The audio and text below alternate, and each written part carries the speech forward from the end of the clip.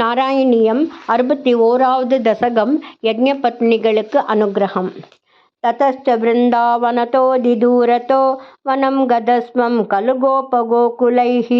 हृदन्तरे भक्ततरद्विजाङ्गना कदम्बकानुग्रहणाग्रहं वहन् ततो निरीक्ष्य शरणे वनान्तरे किशोरलोकं श्रुतितं त्रिशाकुलम् अधूरतो यज्ञपरान् द्विजान् प्रति व्यसर्जयोदिवियाचनाय तान् गतेष्वतो देष्वभिदाय देबिदां कुमारकेष्वो दनया शिशुप्रभो श्रुतिस्थिरा अभ्यभिनिन्युरश्रुतिं न किञ्चिदूचुश्च महीसुरोत्तमा अनादरात् किन्न धियो हि बालकाः समाययुर्युक्तमिदं हि यज्वसु चिरादभक्ता खलु ते महीसुराः कथं हि भक्तं त्वयि तैः समर्प्यते निवेदयत्वं गृहिणी जनाय मां दिशेयुरन्नं करुणाकुला इमाः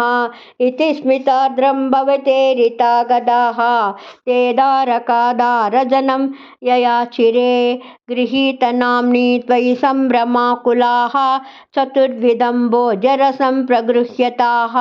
चिरं धृतं त्वत्प्रविलोकनाग्रहाः स्वकैर्निरुद्धा अपि तु न माययुः विलोलपिञ्चं चिकुरे कपोलयोः समुल्लसत्कुण्डलमार्द्रमीक्षिते निधाय बाहुं सुहृदं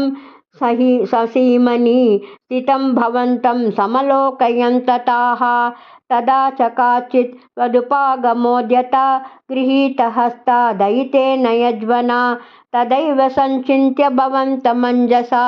विवेश कैवल्य महोकृतिन्यसौ आदाय भोजान् अनुगृह्यता पुनः स्वदङ्गसङ्गस्पृहयोज्जतिर्गृहं विलोक्य यज्ञाय विसर्जयन् इमाः चकर्तभर्तॄन् पिता स्वगर्हणान्